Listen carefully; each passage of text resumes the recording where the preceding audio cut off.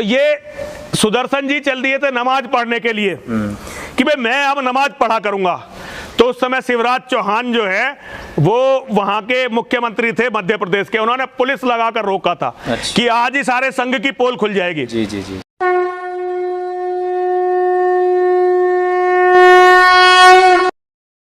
अब जिसके अपने घर की कोई महिला ना बची हो मुसलमानों से, अब वो अल्लाह के गुण नहीं गाएगा तो किसके गुण गाएगा? बिल्कुल बिल्कुल। और ये मेरी बात पे अगर आप विश्वास ना हो तो आप गुजरात में चले जाओ और किसी से भी इस बात की जानकारी कर लो। अगर मेरी बात झूठी निकले तो जो काले चोर की सजा वो सजा मुझे देना, लेकिन इनका पैसा, सत्ताधारियों से इनके संबंध जी।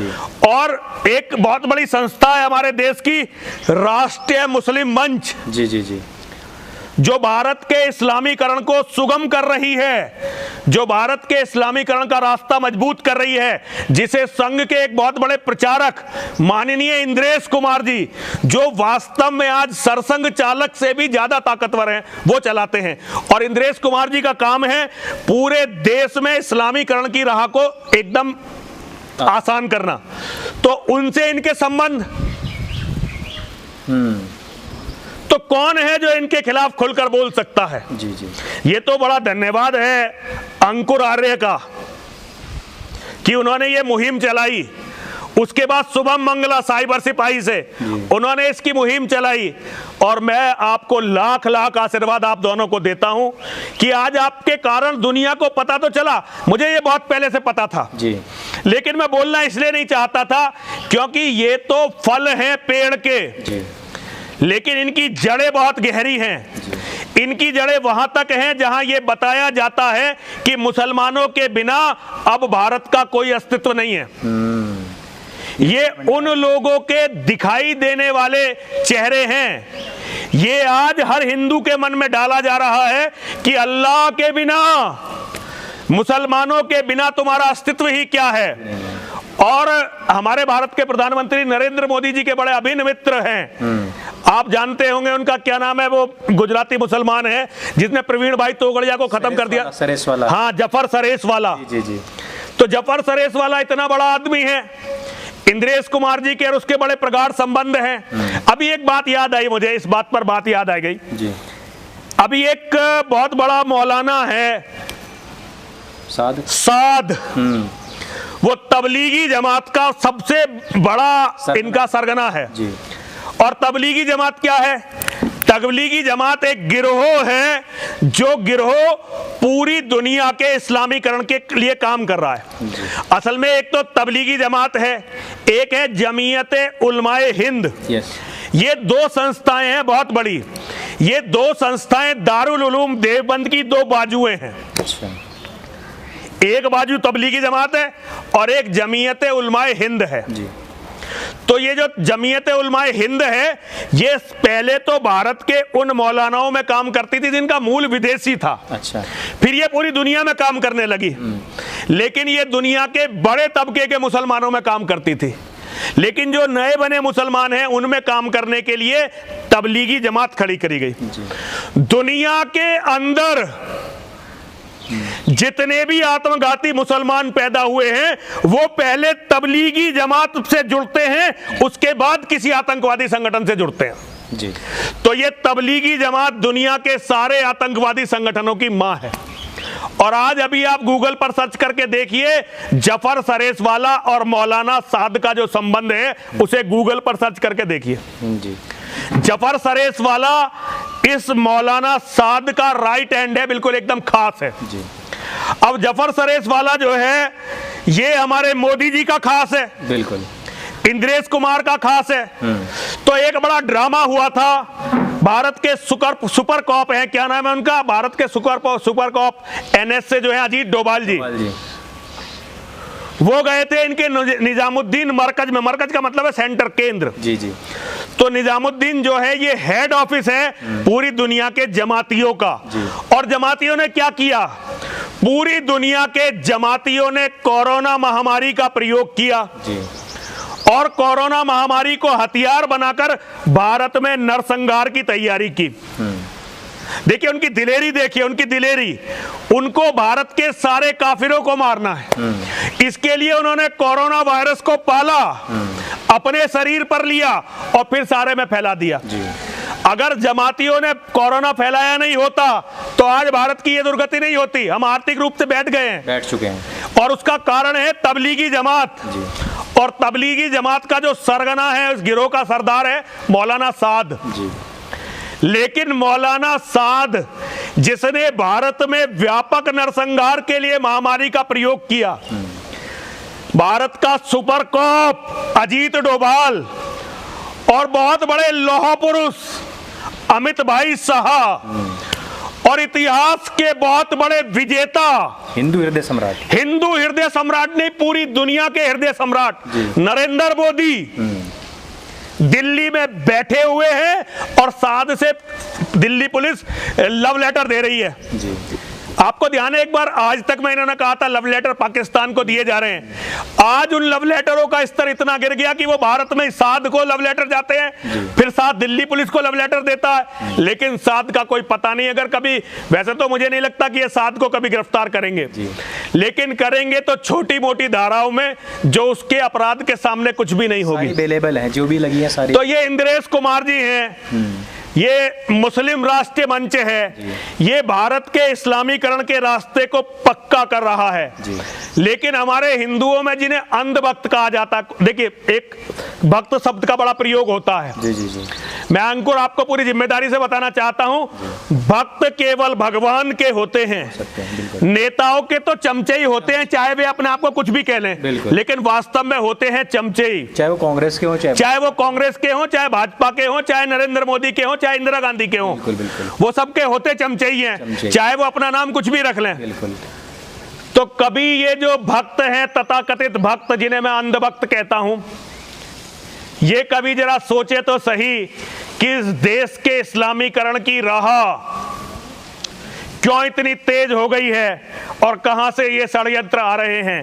जब भी इसकी गहन जांच होगी, वैसे तो मुझे लगता नहीं कि कोई जांच इसकी कभी भी होगी, क्योंकि भारत अब बहुत तेजी से इस्लामीकरण के रास्ते पर चल दिया है, लेकिन इतिहास कभी इसकी पड़ताल करेगा तो भारत के इस्लामीकरण के लिए इंद्रेश कुमार और इंद्रेश कुमार के ये मुरारी पापी जैसे जितने भी पिल्ले हैं, इनका नाम स्वर्ण अक्षरों में लिखा जाएगा कि भारत के इस्लामीकरण में इनका सबसे बड़ा योगदान रहा। स्वामी जी, यहाँ आपने जो मोदी जी की और सरकार की बात उठाई है, अक्सर ऐसा होता है कि हमने सैकड़ों ऐसी सभाएं सुनी हैं जहाँ नरेंद्र मोदी जी ने बोला है, लेकिन एक दो बार ऐसा हुआ है कि स्पीच में अजान की आवाज़ आई और मोदी जी ने अपना स्पीच रोक दिया। ऐसा होता है, ये एक प्रोटोकॉल है कि जब यदि प्रधानमंत्री बोल रहे हैं तो आसपास के पूरे क्षेत्र को छावनी बना दिया जाता है। और हमने देखा है कि जब रामलीला मैदान में भी हुआ है तो वहाँ पे भी अक्सर इस तरीके की कोई घटनाएं नहीं हुई है, जबकि बराबर मस्जिद भी है। और जो बाकी सैकड़ों रैली हुई है उनमें भी हमने कहीं भी अजान की आवाज़ नहीं सुनी है, लेकिन स्पेशली बढ़िया अच्छे से मैनेज करके और दिखाया गया कि मैं अजान के टाइम पे चुप हो जाता हूँ। अब यही अच्छा, तो यथा राजा तथा प्रजा, अब यही तो बेचारी विचित्र लेखा बोल रही है। तो अब उस विचित्र लेखा के पीछे सारे पड़े हुए हैं और हिंदूवादी पड़े हुए हैं। जी। उन्होंने कभी अपने भगवान से नहीं पूछा, जिसके वो भक्त हैं जी, कि भाई ये क्या हो रहा है। बिल्कुल, ना ही ये धर्म प्रचारक हैं। जी। इन्होंने तो कहीं से दो चार किताबें रटकर, मेकअप पोतकर, अपने आप को सुंदर बनाकर, अपने बहुत सारे, मतलब अब शब्द भी गंदे हो जाते हैं, कहना महिलाओं के लिए उचित नहीं है, और मैं वैसे भी देवी मंदिर में बैठा हुआ हूं, लेकिन ये कहीं धर्म प्रचारक नहीं है, ये कथा बांटने वाले हैं। ये कथा नहीं, कथा भी नहीं, इन्हें कथा पता ही नहीं है वास्तव। ये क्या कृष्ण की कथा बाँचेंगे, ये क्या राम की कथा बाँचेंगे, ये तो हिंदुओं को उनके कत्ल की तरफ धीरे धीरे लेके जाते हैं जी।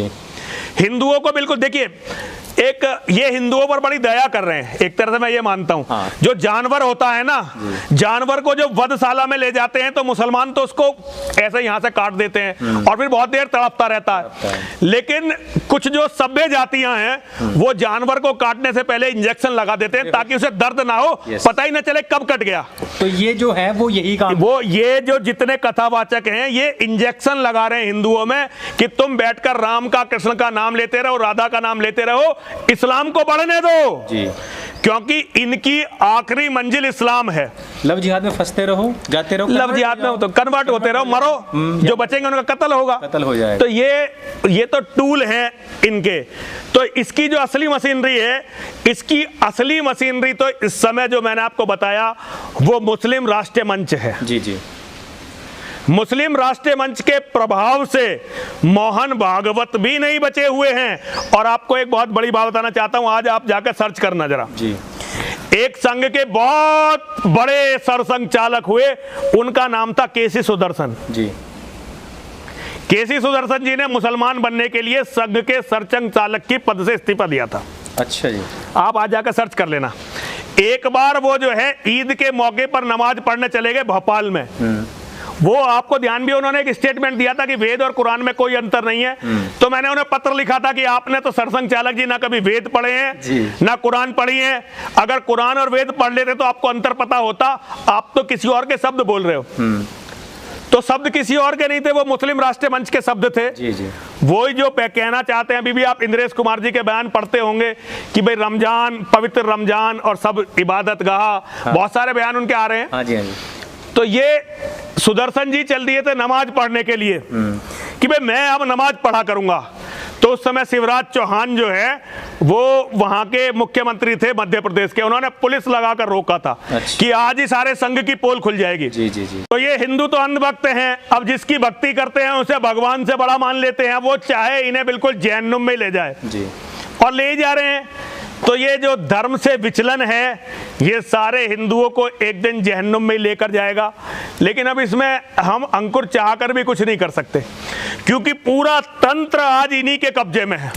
कांग्रेस से तो हम लड़ लिए थे, कांग्रेस ने हमें इतनी बार जेल में डाला। सोनिया गांधी के आवास पर हमने आत्मदाह का प्रयास किया था, फिर जेल गए थे। मुजफ्फरनगर के दंगों में भिड़े थे, तब जेल गए। 31 बार जेल गए कांग्रेस से और सपा से लड़ते हुए। लेकिन इनसे कौन लड़ेगा, क्योंकि हमारे सारे बच्चे, हमारे सारे साथी तो आज इनके साथ हैं जी। तो अब मुझे कुछ समझ में नहीं आ रहा अंकुर की रास्ता क्या है। लेकिन जो मैं तुम्हें बता रहा हूं, इसमें यदि बाल बराबर भी झूठ निकले तो मुझे फांसी पर चढ़ा देना। वैसे तो जितना मैंने बोल दिया है ना, अब ये मेरे इलाज के लिए बहुत है। अब बहुत सारे षड्यंत्र होने शुरू हो जाएंगे मेरे खिलाफ। लेकिन खैर कोई बात नहीं, हम तो हमेशा जेलों में ही रहे हैं और चले जाएंगे या मारे जाएंगे।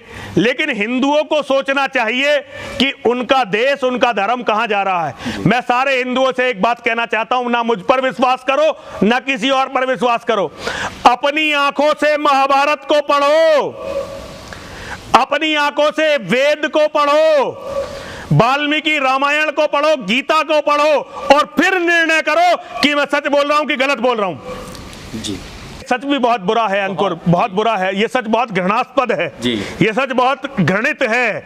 इसको बोलने से पहले मेरी जुबान कांपती है। मैं कहना नहीं चाहता, लेकिन जब अंत हो गया तो बोलना पड़ा। बोलना ही पड़ता है ताकि आने वाली जो पीढ़ी है वो कम से कम संभल जाए, लोग समझें कि अंकुर आर्य था, नरसिंहानंद था। पतन के दौर में भी ये लोग सच बोलते रहे, लोगों को ये पता चले। आपका बहुत बहुत धन्यवाद। हर हर महादेव, हर हर महादेव, हर हर महादेव।